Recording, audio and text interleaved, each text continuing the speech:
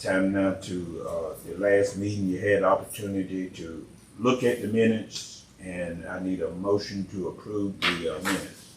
I move that we approve the past board meeting minutes. The motion has been made and second, properly second. All in favor, let it be known by saying aye. Aye. Likewise, opposed. The ayes have it, the motion has been approved. No one here to make any public comments. And we got a resolution that we have got to pass. And all of y'all have seen the resolution that have been a part of your package email that came in today. Me and Secretary Dale, we signed off on it. So I need a motion to approve of the absentee meeting resolution. So moved. Second.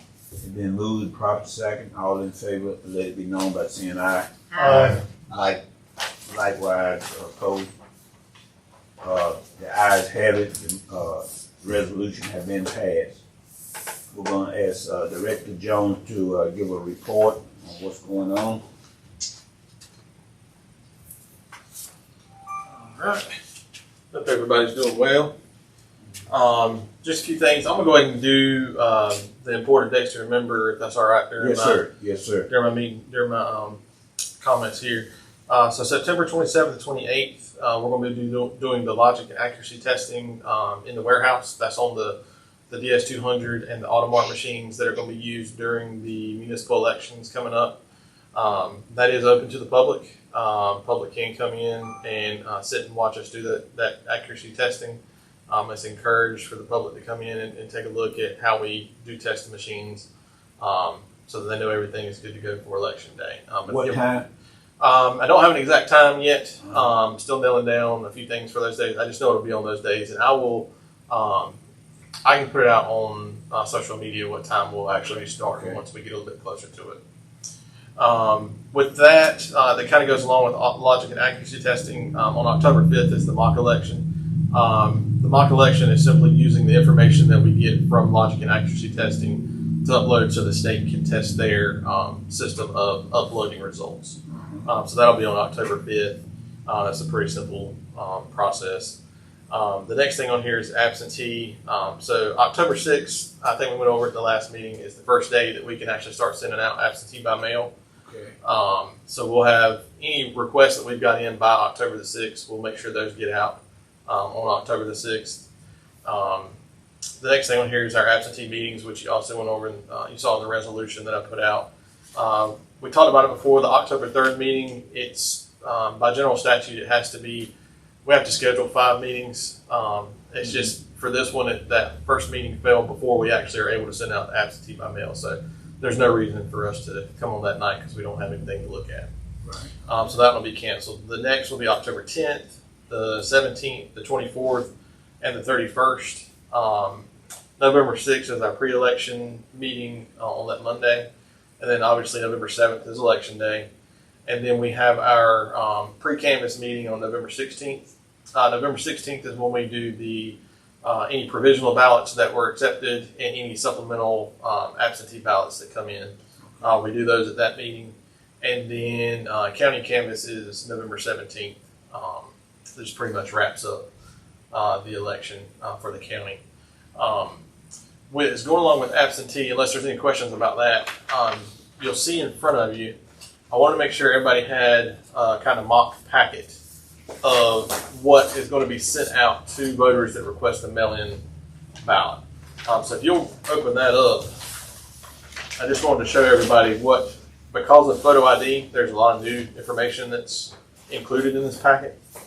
So the first thing, y'all should have just a simple little sample ballot that's included. This envelope should look familiar to everybody. Mr. Baker, this is the mail-in container. So this is what the ballot will go back in. The voter has to fill out this per the instructions and get the witnesses to sign or either a notary. On the opposite side of this is where things get new. This clear pouch is where the voter will put either a photocopy of their ID or this yellow form, which is the photo ID exception form. So they'll either fill this out if they don't have a way to get a photocopy of their ID, or if they don't have a ID that's suitable, they'll fill out this exception form and it goes in their sleeve. Or if they do have a way to photocopy an ID, that's what this clear sleeve is for. Okay. So that would go back in here. And then we have this extra envelope this year where this, once the ballot is put back into here, and we have either the copy of the photo ID or the exception form, because we want to protect voters' identities, Right. this goes back into this envelope. And this is what we get returned back to the office. It'll come back to the office like this. Okay. So when these come back to the office, obviously, we can't do any approval until we open this up. So we're allowed to open this one at the office to make sure we get to this. That way we can go ahead and check and see if we've got the signatures like we need and we've got the photo ID. And at that point, we go through either the cure process or the reaching out to the voter to let them know they've done something wrong, and we'll be trying to rectify whatever that issue is. Yes, sir. These photos ID. Uh-huh. Can I take my driver license and put it in a copy machine and take a copy of it? Would that be sufficient? Yeah, you should be able to. Yeah, you should be able to get a copy that way. It's Okay. just like when we have a new hire or something at the office or a new poll worker, we have to have a photocopy of the driver's license and stuff, and I usually do it right there on the copier we have at the Right, office, so okay. it should be fine. If there's any issues with the ID itself, that when it comes in, we have a whole little sheet that we go through to see Right. what, if this, then you do this, if this, then you do this, and we'll go down that list to figure out if we need to completely spoil the ballot and send them something new, or if we just do a cure process and have them either come to the office to provide a photocopy of their ID, or whatever the issue may be, we can always do our best to get it rectified. Along with that, the two little booklets that you see, the first one, this is the complete instruction form. It's a little bigger than it used to be. It used to be just one page. I think it was front and back. But we were able to do it this year on 11 by 17, and it's a complete little booklet. It has step 1 through step 6 on the complete process of how to get your ballot back to us for the voter to read through it, make sure they get it back to us so that we can actually accept it the first time and not have to do any kind of curing or spoiling and sending out a new ballot. Right. So that's the instructions. And then if any voter has any questions on what photo IDs are acceptable, that's what this form is for. So this comes straight from the state. It goes over the type of form or type of IDs that are accepted. And if they have any questions, it gives them either the website to go to, or they can always call the office, and they can let us know what they've got, and we can kind of look at it and see if it's on this list of approved documents or approved IDs. But because there is so much more going out with these, I wanted to make sure everybody had a kind of a mock-up copy so you can see what it looks like. Have you had anybody concerned and called up about it? About I have the not. IDs and stuff of that nature? I have not. I don't think we'll have that until the ballots actually go out. Uh-huh. So once they go out on October 6th, I would expect we probably will have a phone call or two that following week, maybe asking some questions about some of the information that's in the packet. Of course, at the office, we'll answer any questions that we can if they call in with questions. Okay. But yeah, there's right much more because of photo ID that's going out Right. with the mail-out ballots. Okay. How's the turnout looking so far for the IDs? I've only had 3 people come into the office.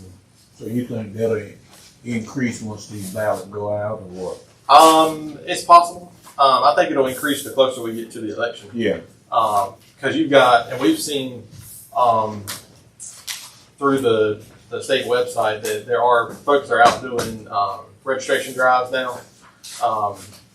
This time of year, the folks across the state and stuff are doing different registration drives, and we'll get them through the state website.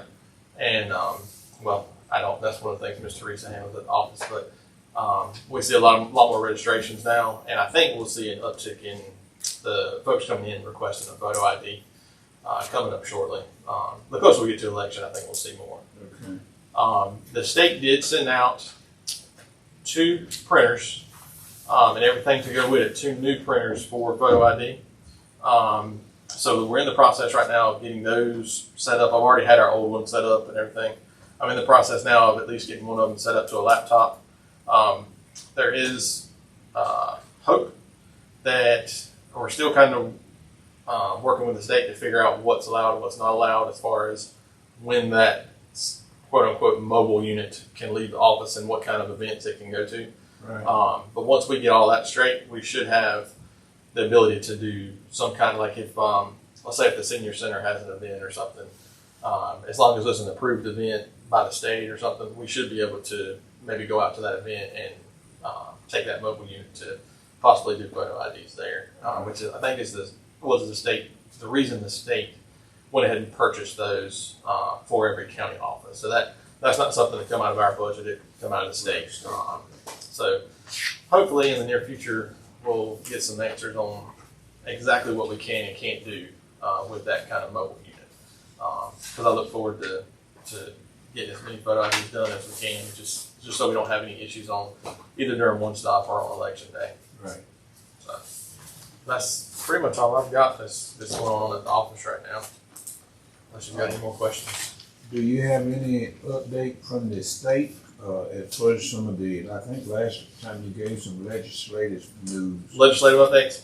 So there's nothing new right now that's affecting the municipal election for 2023.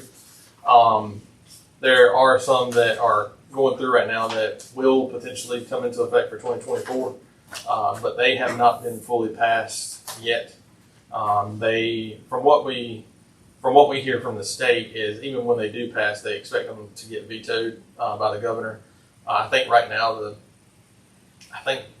the state house has the ability to override a veto, but I don't know if that'll happen at this point. But Just the makeup of the board. Right. Yeah. that's one of the ones for 2024 is the potential kind of, it really shakes up the state board because it would end up being an 8-member board that's all selected by the state legislator. And it goes through, when I read the example of the bill or the last piece that came out, there's different positions within the legislature on both party tickets that would be able to select a certain number of people on the board. So it would be 4 from the Democratic Party, 4 from the Republican Party on the state board, and then they're supposed to select chairman of that board. And what potentially could happen at the county level would be there'd be a 4-member county board, and then of those 4 on the county board, they select the chairperson. To my knowledge, for the county level, that would not go into effect until July of 2024. The state level, I think, would go into effect a little bit earlier, but the county level, I don't think it would go into effect until July. I think it's what the last thing we were told. But that's one of those that it may pass and it may get vetoed and go back to be voted on again. And with all the legislation, you never know now with different lawsuits that come out that may push things back. So, But the tie vote would be made from the General Assembly. to my knowledge, right now that's the way it works out. But they keep kind of tweaking it, just trying to, I guess, get the votes they need to keep making some changes to it. So, but that's all I know for now. Well, isn't today is National? Today is National Voter Registration Day, and we have Melissa Enzor. She was over at the library from 4 to 6 today. She was set up over there for anybody that come in that wanted to get registered. Okay. And we also had on that table the municipal election flyer and a lot of photo ID information for anybody that come up and get registered. They were provided that information if somebody came in. That's great. All right. Great. Yes, sir. Okay. We'll move right along then. Any board members got any comments? Ms. Dale, No, I'm good. Ms. Baker, Dr. Green. I'm good, so I can't be with y'all tonight. Oh, okay, you're right here with us. And Mr. Connor. No. Okay. If no other comments, then in that case, then we're going to adjourn the meeting. Then is You see anything else, Director, that we needed? No, sir.